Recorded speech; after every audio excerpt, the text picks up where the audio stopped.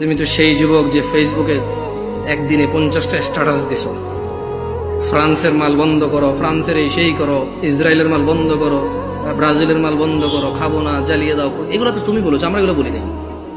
আমরা রাসূলের সুন্নত এভাবে পালন করি। যারা রাসূলকে ঘৃণা করে আমরা বলি যে আমরা ভালোবাসি। দেখো, ওয়াল্লাহি ওয়াল্লাহি এটা কখনোই রাখতাম না যদি সুন্নতে মুহাম্মদ সাল্লাল্লাহু আলাইহি ওয়াসাল্লাম। আমি হাজার অন্যায় করি, আমি মানি মানুষ হিসেবে আমার অপরাধের শেষ নেই, আল্লাহ আমাকে ক্ষমা করুন।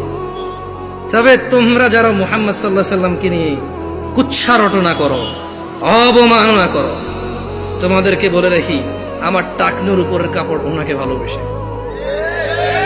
তোমাদের বলে রাখি আমি বাম্পা দিয়ে টয়লেটে যাই ওনাকে ভালোবেসে। তোমাদেরকে বলি আমি ডান হাতে খাই ওনাকে ভালোবেসে। সাল্লাল্লাহু